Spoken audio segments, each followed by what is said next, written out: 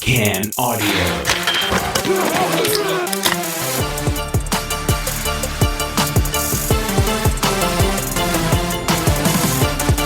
Away we go on a brand new edition of the Tall Can Audio podcast, coming to you from the TCA studio in beautiful Bytown, Canada. As promised, we've been talking about this one for a couple of weeks now. Julian McKenzie makes his return to the studio. What's happening, man? Glad to be back. Always a pleasure to be on Tall Can Audio with you. Wow, I'm tired. You can tell.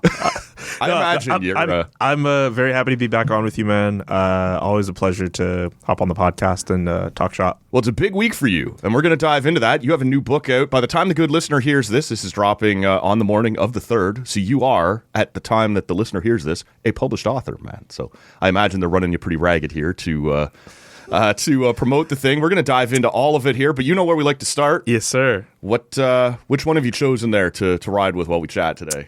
Brickwood Cider House. I was actually not familiar with this brand, but the other brand that's also here too, Growers. They do a great job with their ciders, but I have not tried Brickwork Cider House before. You know, I'm a big cider guy. Yeah. So let's see if we can crank this one up. Right on.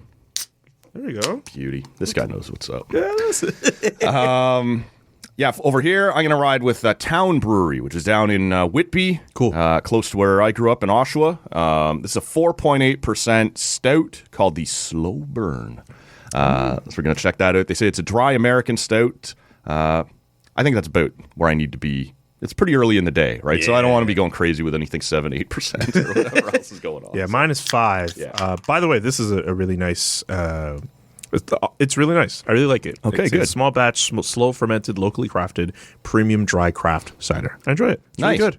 Nice. So I don't know much about ciders, so I just sort of was, when you're walking around, you sort of keep an eye out, know when you're coming in. You're like, I don't think I know that name, the Brickworks there. So... Well, now I know, yeah. And I will look out for it next time I go shopping or next time I'm in Toronto because it's based out of Toronto. Beauty. There you go. Let's do it. Yeah, lots to talk about, man. I want to talk to you about the Sens. I want to talk to you about the Olympics. We'll dive into it, but we got to start with the book. Yeah. It's called Black Aces. It is out now, as the good listener is hearing this thing.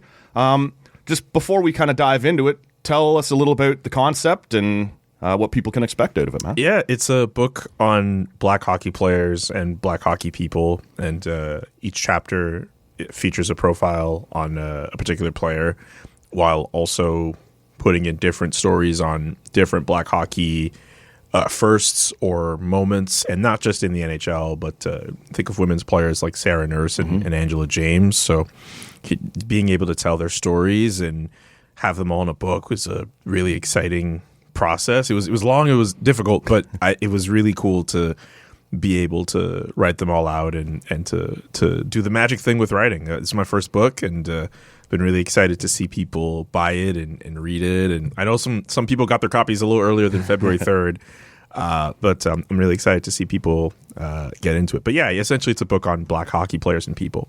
So tell me what's, because I've heard other authors talk about this, and you're no stranger to writing, obviously. You've been doing this a long time, but it's a little different when it's something, that goes up online or whatever. This is, I've got a copy you've been kind enough to bring for us here. Of course, I had to hook you up, man. Son, we'll put it up on the shelf there with some of our other esteemed guests. But I'm curious, man, what is that feeling like? Because this is a little more, for lack of a better word, tangible, right? You hold it in your hand. You can give it to somebody. You get to flip through it on your own, as opposed to, it's a little different when you write for a publication like The Athletic, as you do. What is it like when you get that first box show up and you get to hold it in your hand? It's exciting. Yeah.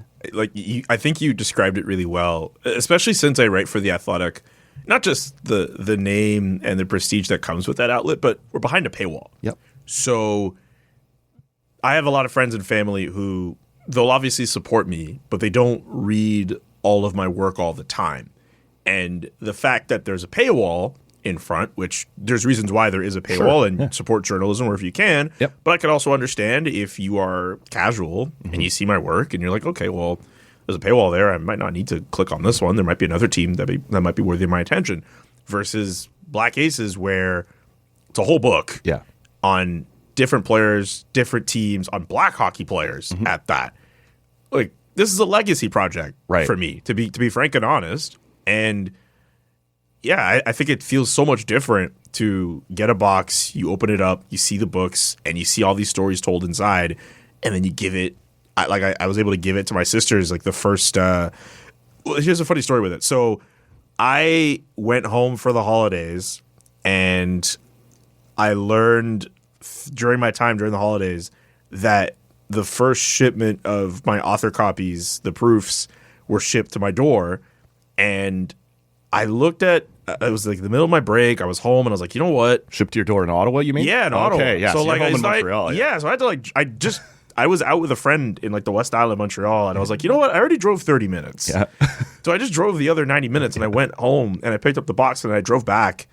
And my parents were away at the time in the Caribbean for the holidays. So I was just me and my two sisters, and we opened up the box, and we were looking at all the books, and it was a really exciting feeling. And then, I was able to give a copy to my grandma, and my dad insisted on buying a copy for himself. And he went to a store and he bought it, and he showed me a picture. He sent me a picture of him with the book. Right. He told me about how he went to the clerk at the bookstore, and he's like, "That's my son's book." My mom did the same thing too. Like, it's so different versus even like a feature article you work on. Yeah. And you hope like all the fans of the team. I'm sure you have family members who aren't necessarily sports fans. Well, that's the exact thing. So it's a big ask to ask them to subscribe to The Athletic. It's to support you, certainly, but the content isn't necessarily something that's going to draw them in. And so it has to be just, whereas this is all you, right? Like, this is, you can pick it up and you can brag to the clerk, my kid did this. And even in writing it, I had to think like, okay, well, my grandmother might want to read this. How can I write this in a way that's accessible for her and not make it less about his Corsi percentage and more of a story? That's right? the whole thing, right? Like, when you're writing books and you're writing projects like that, like, there are some moments where you can be a little inside baseball, but at least for me, and I'm sure it's the case for other writers too, like, I thought a lot about people in my life who would want to support me and maybe know a little bit about hockey, and I didn't want it to be too overwhelming for them to read, so hopefully it comes across as an easy read. I also thought about people who, when you say that there are black people in hockey, you tell those people that, they're like, what, there's like two black people in hockey? Like, I hope that like changes a lot of people's perceptions. There's a whole book of history here that says there's been a little more than that. Right. I hope it's an accessible, easy read for whoever wants to read it. It makes me think, man, you're probably too young for this. Have you ever seen the movie Canadian Bacon with John Candy? No. Okay, so there's a group of anyway, there's only one guy in the group or whatever, and John Candy and the other guys are kind of giving him crap like, man, how come there aren't any black guys in the NHL? And he just looks at him, he's like, you think it's easy to take over every sport in North America? We'll get to it, right? Like, oh my God. It's crazy. Yeah. Yeah. Tell me about one of the people in the book here that I'm curious about, because we are about to hear an awful lot about her, is Sarah Nurse. Yeah. Who tore up the record book at the last so Olympics. Cool, man. Yeah. She's and cool. You've got a chapter in here on her. At the 22 games in China, we were still sort of on whatever you'd want to call it, the tail end of the COVID era. Like, it was very limited in terms of attendance and what kind of Olympics that was. It was still very strange. I think there was one full game where both teams wore masks. Like, it's a very strange Olympics. But she torched those games and set a record for points in an Olympics. Points and assists. Yes, there you go. So she's about to fire it up again, coming off an injury. The Canadian women's team actually gets going this Thursday, which is pretty exciting. But tell me a little bit about what you learned about her in researching this. I mean it. She's really cool, just in the sense that the fact that she holds those records at the Olympics, the fact that she has had all these different marketing deals and brands want to work with her because they recognize her presence as a player and her abilities on the ice. And at a time where more and more people, well, I think it's probably changed in the last few years, but there's still a subsection of people who want to see more diversity in the game. Sure. Sarah Nurse is absolutely. I think she was on the cover of the video game, wasn't she? She was on the cover of one of the EA Sports games with Trevor Zegras, and she has her own Barbie doll. Like, she was at the HL All-Star game a couple years ago, going toe-to-toe with Igor Shesterkin and pulling off the Forsberg on him, right? Like, Sarah Nurse is somebody who, when you think of people who can sell the game and show why hockey is an amazing sport, you absolutely want Sarah Nurse involved. There's a reason why a lot of people look at her and think, okay, well, when her playing career is over, there will be broadcasting opportunities available for her. And she's already taken advantage some of those, and she's even been in those like Amazon. What's the name of that? That's right. That series, the Face Off series. That one. Yeah. No, you're right. She is one of the when they do the cutaways and let people comment on what's happening. She's been one of those people in at least the first season, I think. Yeah. So I think the fact that she has already tapped into that side of things when it comes to just growing her brand, I think she's cool. But also the fact that she comes from this incredible sporting family. I mean, her cousin is Darnell in Edmonton. Her uncle's Donovan McNabb. Like she has all, and I mean her dad, like Kia Nurse, another one. Like you go through the family history, and all these different relatives of hers have played professional sports somewhere along the lines. Like we're talking about someone who could take her resume against all of those athletes and be like, "Hey, I'm just as good, if not better, than everybody in the Nurse family." We're talking about one of the most prominent sporting families in Canada, as far as I'm concerned. And for Sarah to be at the forefront of that, that's really special. And it was an honor to get the opportunity to chat with her for the book. So how many of these stories, as you were working your way through it, were you already reasonably familiar with? And how many were like, that's a total blank slate for me. I didn't know much about this. And I don't expect you to have an exact number off the top of your head. But like, you know, just as you're working your way through, you're like, oh, I know a little bit about Sarah Nurse or about Georges Laraque, obviously Jerome McGinley, and others where you're like, oh, I'm not as familiar with that name. Like, this is going to take a little more research. And, you know, obviously, if they ended up in the book, I'm sure you're glad you did check out those stories. But what, you know, just as you're working your way through it, how much of it is new to you and how much of it is, you know, you're sort of familiar with a lot of the stories? I would say probably like a 60-40 split. And even the people who I would know about, there was still a lot more digging I had to do to kind of round out their story. And there were things I wasn't aware of that I was like, oh, wow, like this is absolutely worth adding. Like an Angela James, for example, like I wasn't fully aware of the fact that basically her whole career is before the explosion of women's hockey that we're seeing now. Right. Like that I knew, but little things like her playing at the at a world championship before the world championship was even a thing. Like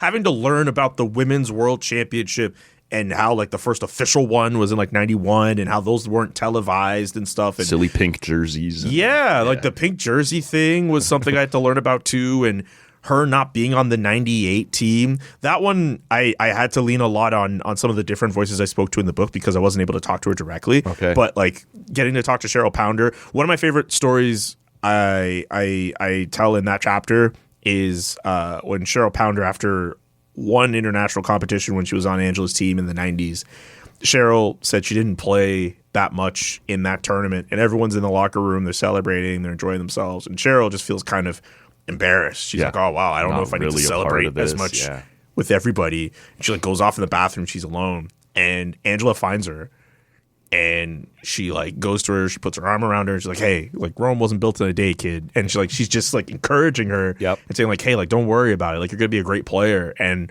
to know that those words stuck with Cheryl the way that they did, it was like, wow, like that's something you would hold on to forever. If you had a mentor or someone you really respected that you played with who would take that time to be like, hey, man, don't worry about it. You may remember this. You feel that. Like 2 or 3 years ago on whether it was free agency or trade deadline day or whatever, I think they asked each of the panelists, like, give me a hero or whatever. And that's in the book. That's the name that Cheryl Pounder mentioned. Yeah. That's in the book, yeah. I honestly, like, seeing that moment happen, I think I watched that like live on TV, and I was like, oh wow, like this is like a really cool moment. And then when I had the opportunity to write the chapter on Angela, I was like, yeah, like Cheryl is definitely someone I have to talk to because she holds Angela in this high regard. So yeah, I would say to answer your question, a 60-40 split where there were a lot of, like, obviously people like Jerome and PK, the story's a little bit more familiar, and then you're just adding extra details. But someone like Dante Abercrombie, who I did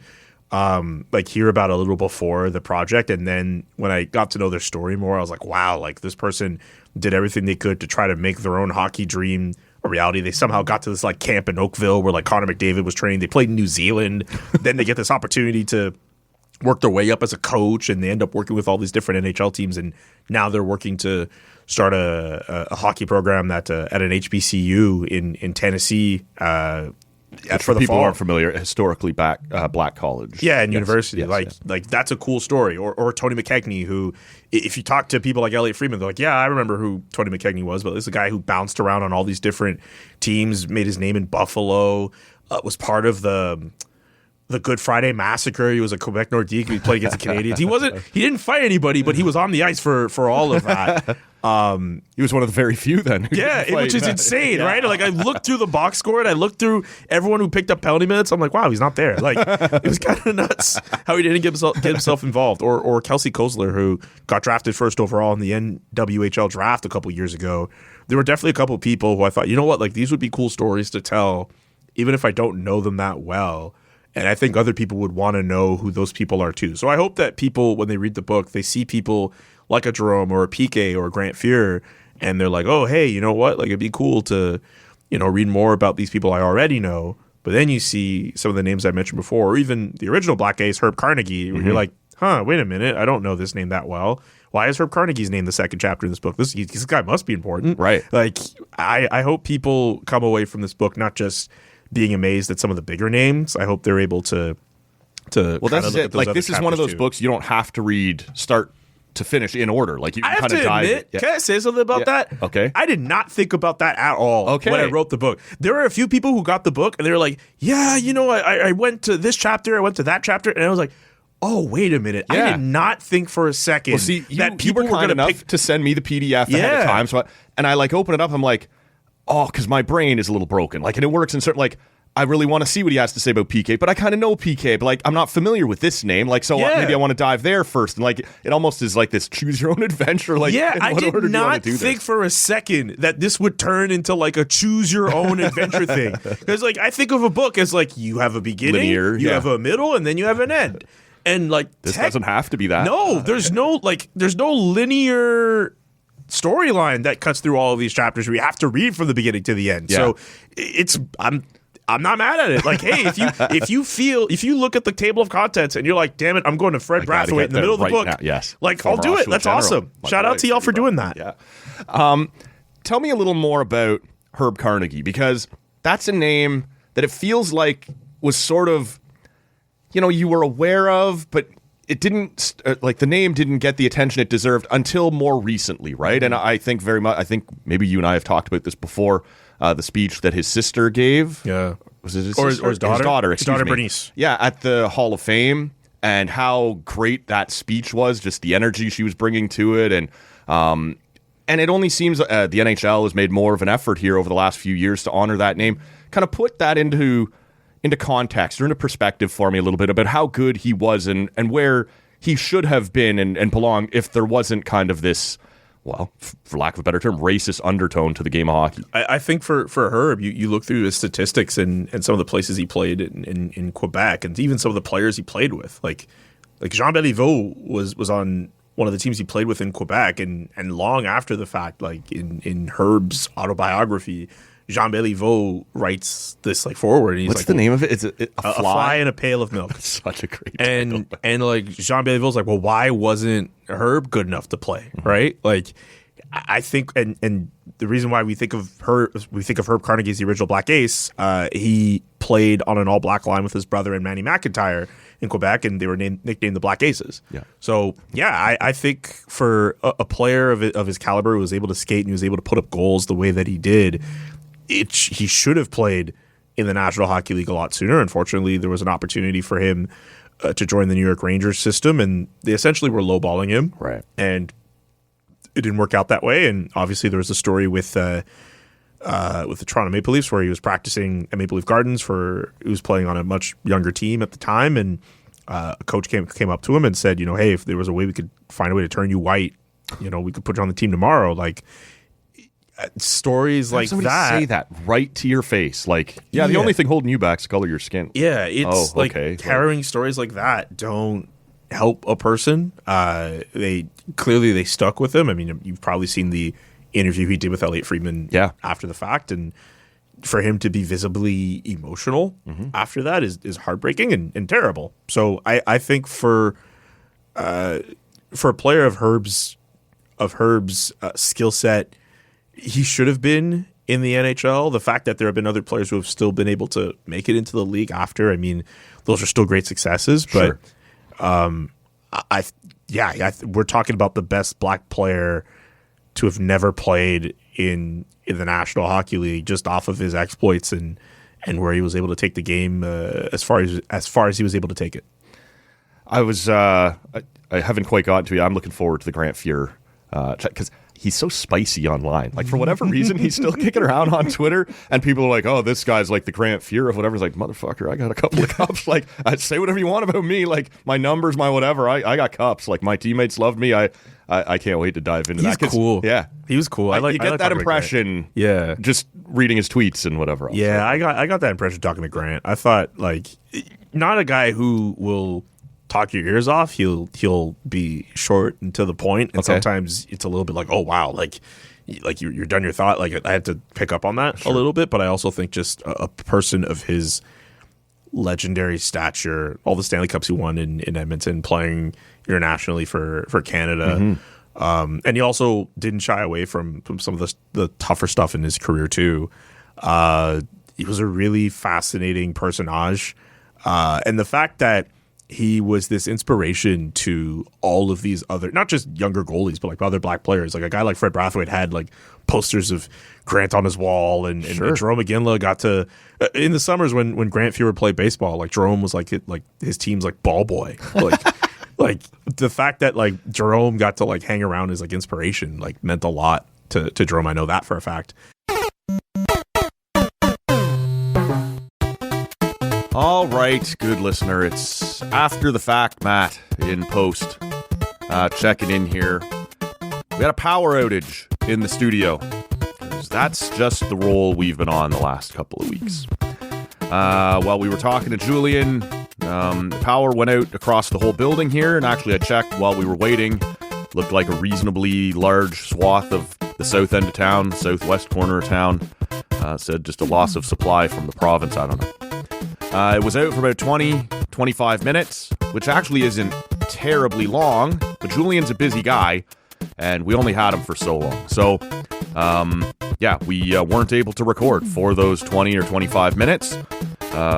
So I had to slice out a couple more questions I had for him about the book. He was still here when the power came on. He's an awesome guy, so we stuck around and chatted a little longer about the Sens, about the Olympics. There was a couple other things I wanted to ask him about on that front as well that we had to cut out just because we were now on a hell of a time crunch. So we'll get more into that on tomorrow's show. When Rob's back in studio, we'll talk about everything that happened here. But that's why there's a bit of an odd break in the show here, and that's why we didn't get to everything we hoped to with Julian McKenzie. Let's get back into it. All right, some technical difficulties there. We'll smooth over in post, but still here with our buddy Julian McKenzie. The power in the studio just dropped out completely. I've for never seen anything minutes, like that before. Yeah, it felt longer. Yeah, honestly, because we were just chatting, and all of a sudden, the lights are down. So that was weird. Hopefully, we've been able to piece this back. Well, if you're hearing it right now, you know we've been able to piece it back together. That's some great work by you, Matt. We'll see. Nah, I'm sure it went well, man. We'll see. We'll see what happens here. I want to talk to you about some great work you just finished up, man, which was we recently saw Linus Ullmark return to the net, and you had a feature, I don't know what you call it, a longer piece, that was great on kind of the process of getting him back up to speed, getting him back in the net, and what it was like to have him return after everything he'd gone through, man. I thought it was a terrific read. You and I talked about it there during the blackout of 26. The first power outage of the year. This is it.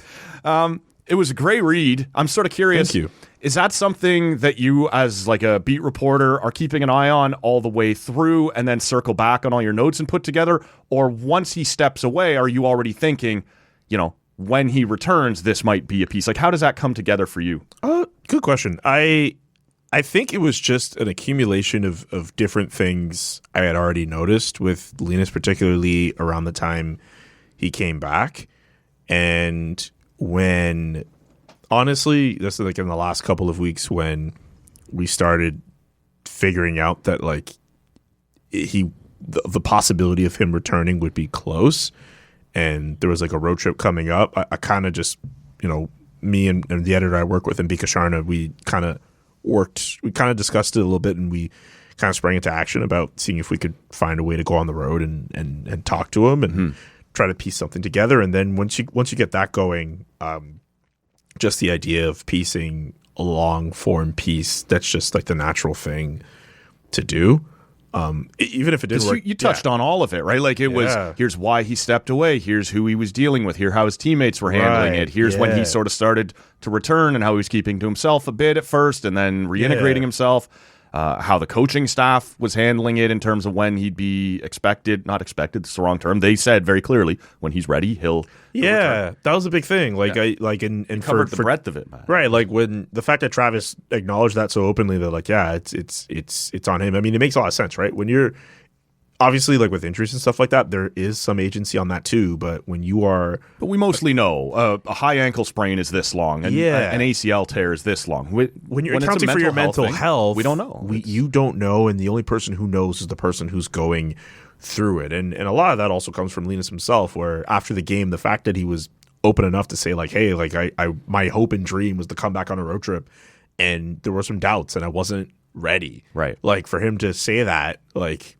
Sure. That gives you a window into the fact that, honest, like, man. Yeah, it gives you a window into the fact that, like, when you're dealing with your mental health and you're trying to get yourself right, it's not the easiest thing to just pick yourself up and go play. So, yeah, I think just to answer your question, like, this was something like maybe I kind of thought about maybe a couple weeks ago, and then in the coming days, basically since that road trip on, like, I kind of thought, like, okay, like, we got to be ready in the event that he does come back and we start having something together, and then just I thought about all these different things I observed. Even if I didn't get to talk to him on the road, like I just tried to think of all the different things I observed, and I just put them in a doc and got going on it. Yeah, it's interesting because, like you say, like a mental health. He was very honest. Like it's one thing to be up there and pucks in deep and get 110%, and all that kind of and even cliched acknowledged stuff. as much like like there's a reason why he's being real. Don't. Yeah, and he said that, like you said, in the long form interview he did with Claire Hanna for TSN. He's like, I stepped away and we saw what this blew up into. And he's like, if you're wondering why athletes don't give more of themselves, don't open up more, it's a classic example. And but I think he is to be commended for how honest he's been about it and what it was like for him and how his teammates, you mentioned in your piece there for The Athletic that there was questions in his mind about how he would be received coming back into the locker room. Now, it all turned out positive, but that was a question mark for him. Yeah, that's scary. It is, man, of course. Like, this is my workplace. Am I even welcome here? Like, yeah, and like it's one thing if you're just like, anyone else in that building. You're a goalie. You're getting paid a whole bunch of money. The one everyone's looking at. For a franchise that has had, especially over the last decade, issues with goaltending. Yes. Like, the pressure on this person could not be more massive as far as I'm concerned. And I don't think it, like when I envisioned the piece initially, I kind of wanted to put more emphasis on that part. But like now that Linus is back and everyone's happy that he's back. Sure. But the margin of error is so thin for the Sens. Like, I think pressure will ultimately fall on him and James Reimer to just kind of stabilize the goaltending position and try to be, at least league average in net. And that's a lot, I think, and I also commend his teammates for stepping up for him and saying like, hey, like this isn't something that he has to go through on his own. Like this is something that like it falls on all of us. But when we think back, if this Senators team in fact misses the playoffs, the first thing we're going to say is, well, what if their goaltending was better throughout the year? So I do think a lot of that pressure does fall on him. When you look at this Sens team, we talked on this show last week about, and that was before they had ripped off 3 in a row against some pretty good teams. But people were looking for blood. I was hearing from people in just in my mentions about, the coaching took too long to address the penalty kill, that Steve Staios took too long to go out and find a James Reimer or somebody to come in and kind of steady the ship. And yet, I'm not at a point where I would be, like, I think those grievances are legit. I think those are fair things for fans to complain about. But I still think on body, the body of work that Staios and Travis Green have done suggests I wouldn't be looking to throw them overboard at the end of the season. I'm curious, when you look at the Sens, is it as simple as, yeah, the penalty kill's been no good, and that's exposed the goaltending, which also hasn't been good enough. Because most of the other underlying numbers suggest it's a pretty good team that just can't get a save and has a rotten penalty kill. And maybe it's no more complicated than that. Do you see it being deeper than that? Like, I think goaltending has to be the issue number one, because I think even if you look at some of the advanced statistics, like you can even find statistics that support the PK in the sense that they do their best to limit chances against. That whole team at any form, whether at 5-on-5 or a man down, they try their best to limit whatever chances they see. It's just when they do get them, the goaltending just didn't stand up. Yeah. So imagine if the goaltending was better, the PK and would, just average, like right, not elite, just average. But the PK might look a little better too. I can understand that no, side those of two the things argument are intertwined, right? But I also think just like, I think even if in November you look at what you have in Levi Merilainen and you say, you know what, man, you're a good young goalie. It's not working for you at the start. We'll just send you down. We'll get you some games to get your confidence, and then you have like a veteran guy who can be your tweener. Some random third kind of. But you just have him as a stabilizer. Yes. And I get it. That doesn't immediately solve the problem of Linus Ullmark not playing well, but you have someone behind who can at least stabilize the situation. Yeah, and I think that was talking the about piece a that team in a different spot. For sure. And I think that was sort of the complaint that maybe the complaint I was getting in my mentions was not just that Staios took too long to address it, but that they weren't more prepared with a third guy already in the system, or that they gave Merilainen too much too soon. Now, I think that's unfair. Like, Merilainen saved their year last year. I think him getting the opportunity to be number two, I understand that completely. Like, those same fans were complaining if this team went out and got a veteran goalie and they were like, all right, Levy's going to be our number three guy, they would have all been mad at Steve Staios and been like, well, what the hell? Like, he played well enough to be a number two. Sure. I understand that thinking. Yeah, fans are fickle. But I also think that if they had gotten a tweener, a guy who could be a number two or number three at any moment's notice, that I think would have solved their problems a lot sooner. But at this point now, that's in the rearview mirror. They have to deal with what they have. As you and I sit here on Monday afternoon, I believe they're 8 points out. Look, at this point in the season, I think for any team, that's an awful lot to ask anybody to make up. I don't think it's... Especially if everyone else in front of you has been damn good. Keeps winning, man. Like Steve Lloyd put up that tweet a couple days ago about those teams who were doing really good since the beginning of November. Like, what, like 5 of the top 6, maybe a little bit more, like Atlantic teams. Yeah, Tampa, Montreal, Tampa and Boston Detroit. gave each other points over the weekend, always, and then Tampa gets a win. Like, it's become a fairly annoying thing I do on Twitter. After another 3-point overtime, like, points for everybody. Yeah, again. Like, if you're Ottawa, the margin of error has gotten so thin where you need to work your ass off to pick up points. Good on them for getting victories when they did, but they missed Shabbat for a while. They missed Tkachuk for a while. I guess if everybody comes back from the Olympics energized, like Brady and Sanderson have a great tournament, the other guys are rested. Stützle obviously will be at the Olympics as well. I guess there's a chance, but 8 down, it's you're asking Buffalo, Boston, somebody's got to fall off. Montreal. Florida's around them in points right now, but they want a spot too. Like, you're asking all of those teams to fold, essentially, to give yourself a chance. Maybe not all of them directly, but like a couple anyway. You need some of those teams to just kind of middle around while you go on a run. So at this point, I think I'm at a point where I would say this is going to wind up being a disappointing season for the Sens, that they missed the playoffs, more than likely. What would be a failure? Like, you don't have your first round pick. Yeah, no. What would make it...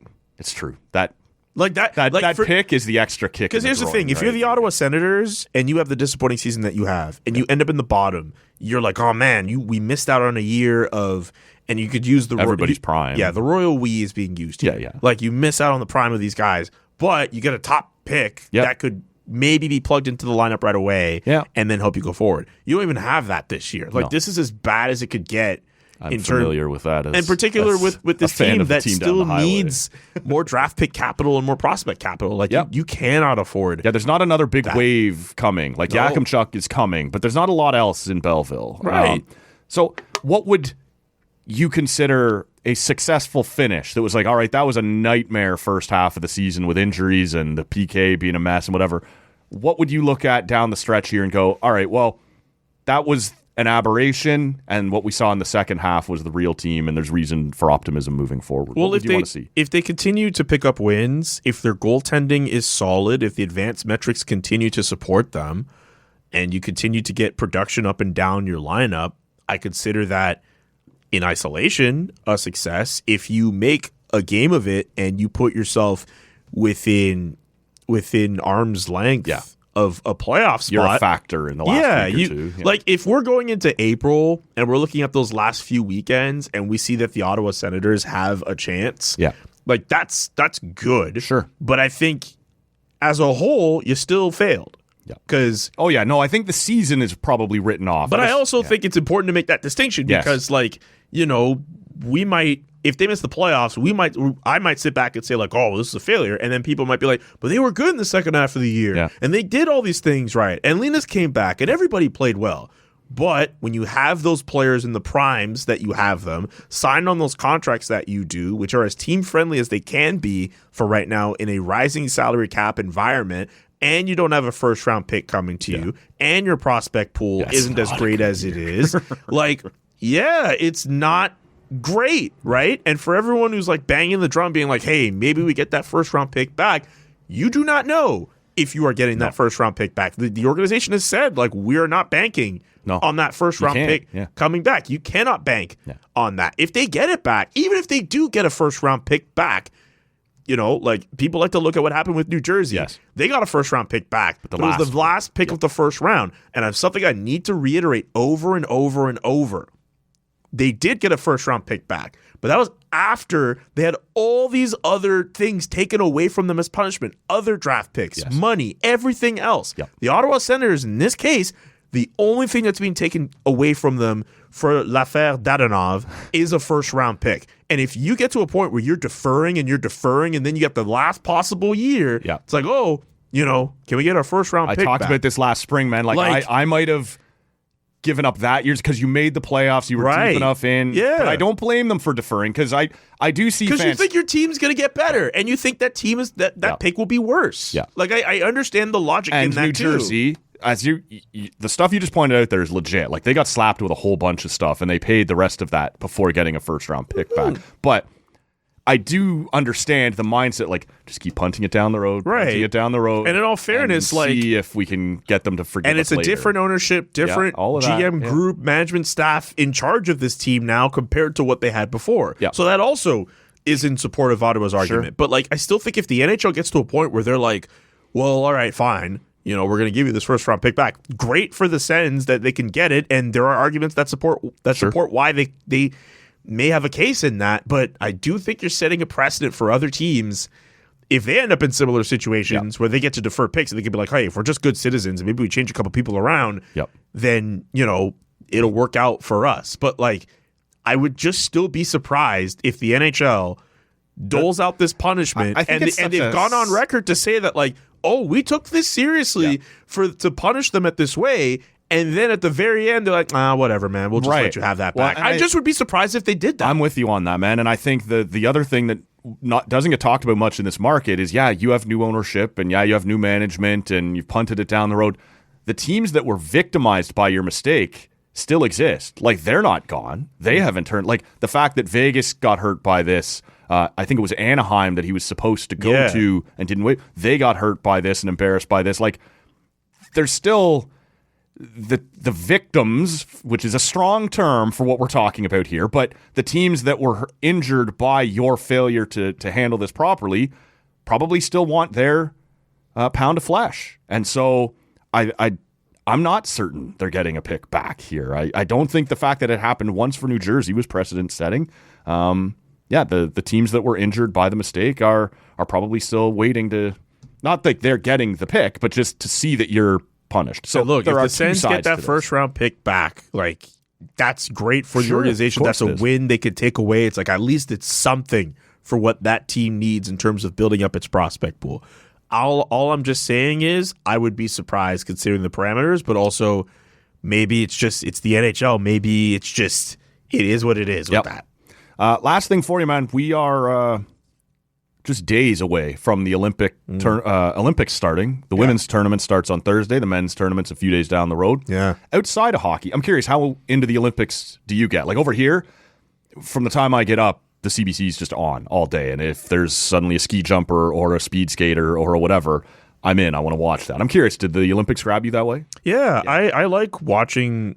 I like watching all the different events, and especially if Canada's involved, and there's an opportunity for the country to win a gold medal, and you get wrapped up in certain stories too. That's the best thing about the Olympics for me, where over a 2-week period, all of a sudden you care about this like figure skater or this bobsledder. We learn names that skeleton. We don't, you learn names who have busted their asses their whole lives. Yeah, and they have great stories worth listening to, worth knowing about. Gold mine for somebody in your job. Exactly, right? Like I love stuff like that. Like and to see the country get behind these people and celebrate them for 2 weeks, like it's super cool for them to get that shine. Yeah. So I very much I love the Olympics. I love the summer games. I also like the winter games too, and I'll definitely be paying attention for that. But also, yeah, of course, like Team Canada and men's and women's hockey, like I'll definitely be watching those two events.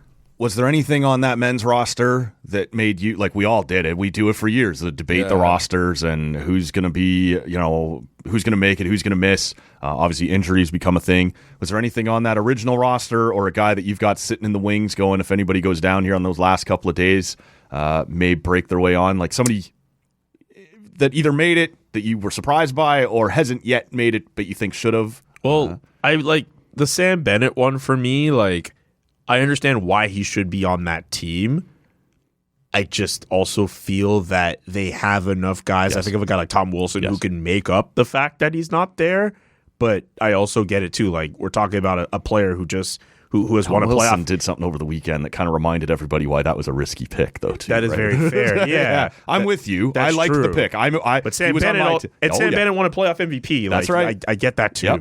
But like, I want to see this team dominate at 5-on-5 and put up points and score, and they have guys up and down the lineup who can absolutely do that. Yeah. You hope for Braden Point's sake that he's healthy enough to play. Anthony Cirelli picked up an injury over the weekend too. I hadn't seen that. Damn. You don't want him to be in a situation where, imagine if you're John Cooper. Cooper's guys. Yeah, you don't want two of those guys being. I mean, that opens a door for Sam Bennett theoretically, but I think those two players would be pretty important for Canada's efforts try to win gold. It's about the toolbox. Like, I think the Cirelli injury maybe opens the door for Sam Bennett. I don't think I would have put Bennett on the team to replace Point. Like, they do different jobs. Absolutely, right? yeah. So it's an interesting, what guy are we looking to replace here in this moment? Like Wyatt Johnston is a guy that might make sense, but also like a Mark Scheifele makes a ton of sense too, right? For me, I badly wanted to see Connor Bedard get on the team, and at the time he got hurt, I think it would have been legit. He hasn't been quite the same since he came back, right? So I'm not sure he's still. I thought he was playing some of the best hockey we'd ever seen him up until that point, man. And it was super cool to see, to kind of pit him and Macklin Celebrini against each other, just two young guys just putting up points. And to see Celebrini making the team is super cool too. For sure. But yeah, it would have been awesome to have. I mean, we'll see that the next go around, but Macklin and Connor on the same team. That would have been pretty special this time around. For sure. We'll wrap it up here. I appreciate your time. I appreciate your patience through the power outage. But hit us once more with the details on the book, where people can pick it up. It is available now on February 3rd as you're hearing this. But yeah, Black Aces is available wherever you get books. So if you are someone who likes to order off of Amazon or Indigo, you could do that, but also support a local bookstore and go to your bookstore. And if they don't have it, ask them. Yeah, you literally can do that. It's as easy as that. And thank you to everyone who has ordered a copy. Thank you to everyone who's already been reading their books already. It means a lot. This is a project that I put a lot into, and it means a lot that people are enjoying it and reading it. And shout out to everyone who came to the first book signing I had on February 1st in Montreal. Hit us with the next ones. And the next one, February 4th, I'll be in Toronto at a different book list. February 12th, I'll be back in Montreal for the event at Argo Bookshop, which is sold out. Ooh, and shout out to everybody who pulled up and made the event sold out. A sellout in Montreal. I know. Feb 15 in Ottawa at Perfect Books. Come out for that. And two events on the 27th, both in Toronto. I'll be talking at Toronto Metropolitan University, and then I'll be at another story with special guest Shireen Ahmed. Also, I got a shout out on the 4th. Special guest Donovan Bennett will be moderating that event at a different book list. So it's pretty stacked, and there will be more events and announcements and fun stuff to come. So We will link to the book in the show notes, of course, as well at talkgameaudio.com or wherever you're hearing this. Julian, always appreciate it, man. It's always a blast. Matt, thank you so much for having me, man. And it was no problem at all waiting out through the power outage. This show's too good. You know what? We were, you and I were both joking there during the blackout that ahead of time, I was joking about how I always got to make sure the backup is running. And you were joking about... I had done an interview with Craig Conroy. With Craig Conroy. Oh, sorry. No, it's all good. It's all good. With an NHL executive. We know it now. And I accidentally did not record that interview, so I had to get him to record it again. So we kind of willed this... power We're outage. both just talking about all the worst case scenarios, and then look, there it is. So. Yeah, it is what it is, but we made it work. That's it, man. I appreciate the patience. I appreciate the time, No worries, and can't wait to dive headfirst into the book here. And enjoy it, man. Got myself a signed copy here. Yeah, for looking forward to your feedback, man. I'm 100%. looking forward to next time in the studio, and I look up at your shelf of books right there next to Dangle. Maybe we'll put you right in front of Dangle. No. I don't want it in front of Dangle. I want my book right next to him saying, "This team is ruining my life." I don't want it in front of Dangle. You don't Perhaps put it away never from him. more than this year is it ruining his I life. want that book right next to his screaming face. You know what? I think that's fair. We can make that happen. Julian McKenzie. The book is called Black Aces. Like I said, link in the show notes wherever you're hearing us right now. Thanks so much for doing this. We'll wrap it up here. We will hope that on the next edition of the podcast, there will be fewer power outages in the middle of it. Thank you to you, good listener, for checking this one out. We're at talkgameaudio.com, on social media at talkgameaudio, and subscribe wherever you're hearing us right now if this is your first time here. That's it for today. Back on Wednesday. Rob, after a weekend away, we'll be back. He's always got something to talk about. He's always just talking. I bet he does. Just talking.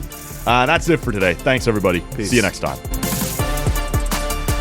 The hell was that? Number one bullshit. Oh, number one bullshit. Why are you so pissy?